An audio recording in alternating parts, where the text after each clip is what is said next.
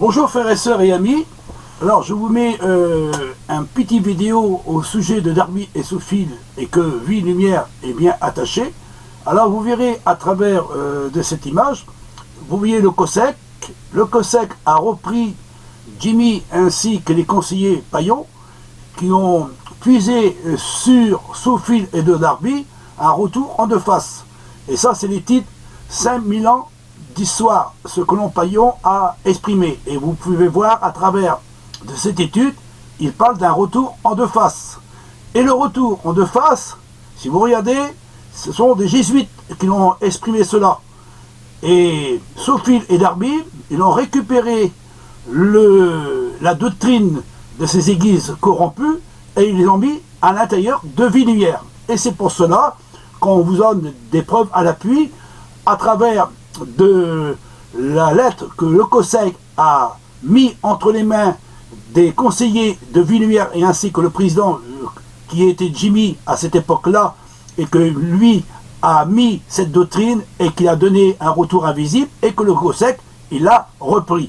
Alors écoutez maintenant ce que je vais vous dire à travers de cette étude, que cette doctrine n'est pas inspirée par Dieu ni reçue par Dieu à travers ces prédicateurs de Vie Lumière, mais ils ont puisé dans la doctrine qui est présentée à travers de ce vidéo. Que Dieu vous bénisse, frères et sœurs et amis, et surtout méfiez-vous de ces prédicateurs. Alors écoutez maintenant ce que je vais vous dire de la part de Dieu et je vous donne des preuves à l'appui. Nous avons Edward Irving, 1792 à 1834, un ministre de l'église presbytérienne d'Écosse, qui avait lu le livre de Lacunza. Irving fut tellement impressionné par le sujet qu'il étudia le castillan, espagnol, le traduisit en anglais et le publia en 1827 sous le titre « La venue du Messie, El Messia que vendra ». Alors vous voyez déjà ici, alors je vais vous montrer un autre ici, vous voyez là, hop, là, vous voyez, protestant, mais bon, protestant, c'est vite dit, hein, protestant, mais bon, protestant ou catholique c'est la même chose, hein. C'est la même maison en réalité. Hein.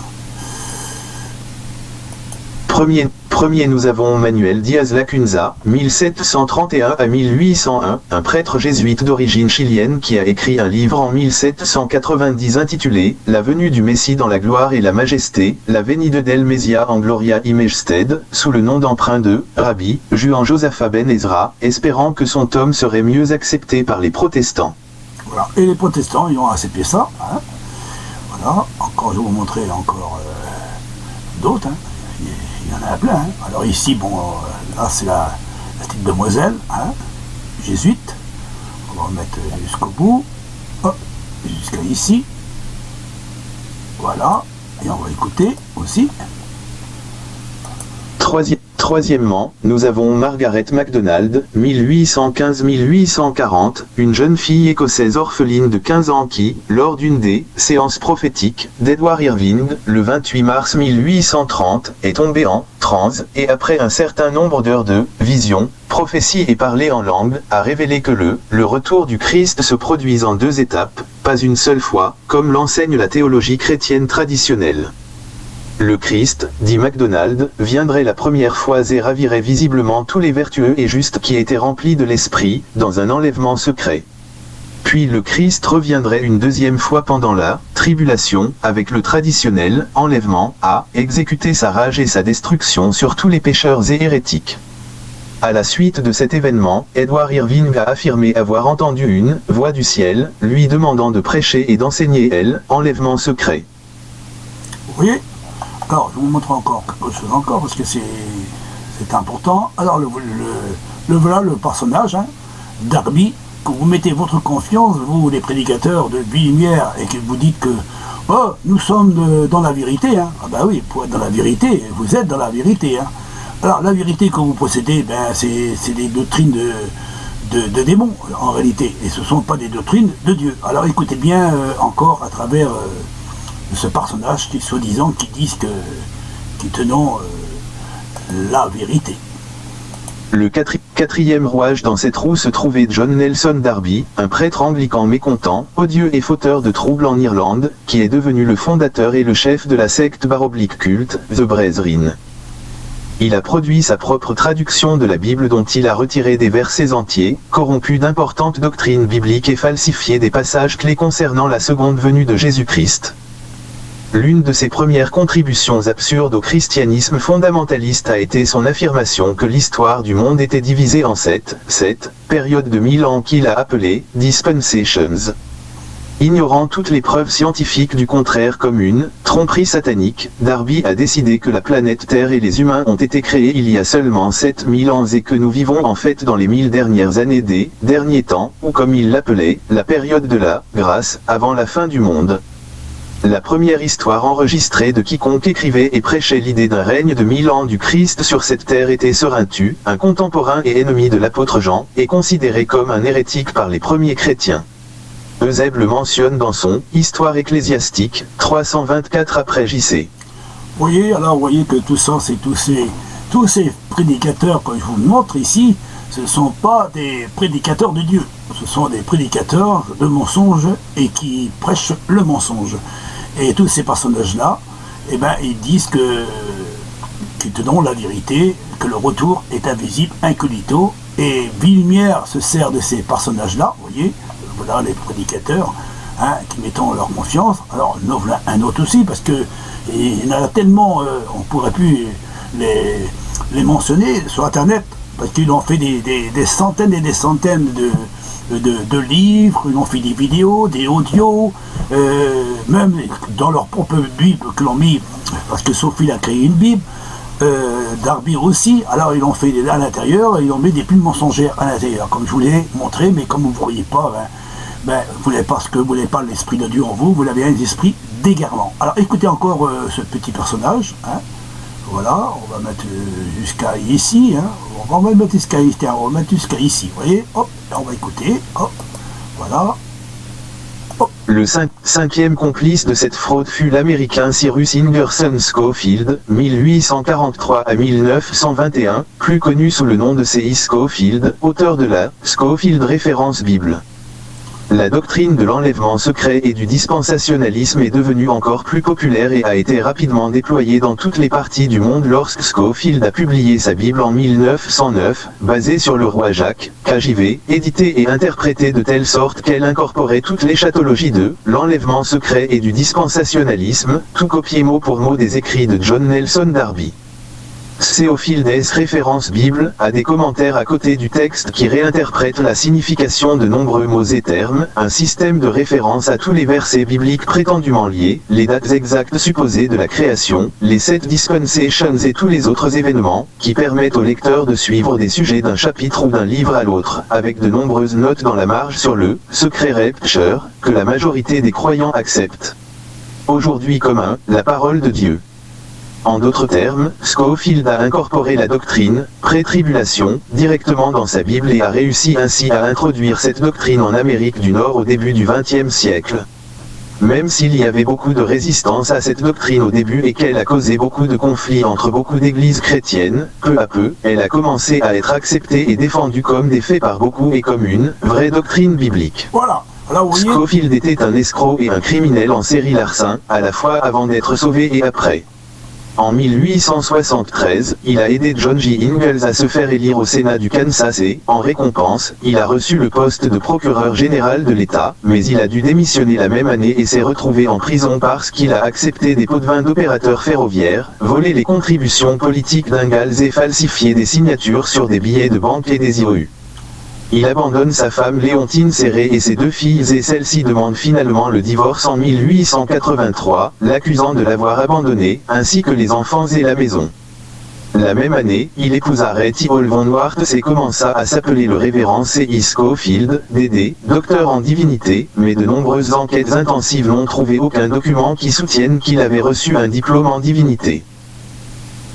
Alors vous voyez que déjà tous ces prédicateurs charlatans, en réalité sont des charlatans, et bon, et vous, tous les églises de ce monde, et ils ont mis la confiance dans une doctrine qui date à peu près depuis plus de 200 ans.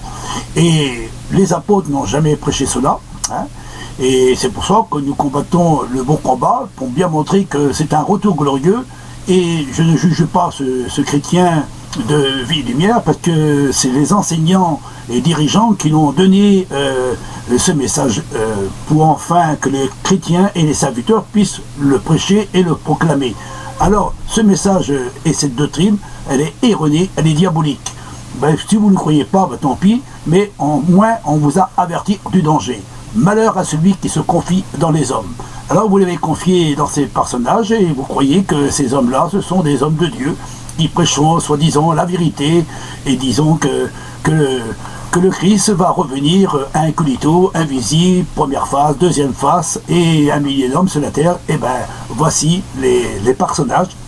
Hein, cette jeune fille de 15 ans a été en transe, hein, et soi-disant qu'elle a reçu une révélation, et comme ces prédicateurs, ils sont venus, ils ont pris cette doctrine de ces jésuites, parce que ce sont des jésuites, et ils ont pris ce message, et aujourd'hui, ben, cette doctrine, elle est publiée dans toutes les fédérations protestantes de France. Vie-Lumière était séduit, parce que Jimmy a été, faire ses études en Belgique, et il a reçu cette doctrine-là, et il l'a mis en évidence, et comme il l'a mis en évidence, il l'a donné aux enseignants. Les enseignants l'ont écouté, ils croyaient que c'était la vérité, il a donné ça aux étudiants, et les étudiants ont commencé à prêcher cette doctrine, et cette doctrine, ben, aujourd'hui, Vie-Lumière possède une doctrine erronée, qui n'est même pas à la gloire de Dieu, parce que les apôtres, ils l'ont toujours proclamé, et comme vous ne croyez pas ce que les apôtres ont dit, parce que vous mettez vos confiances dans ces personnages-là, que je vous mets en évidence,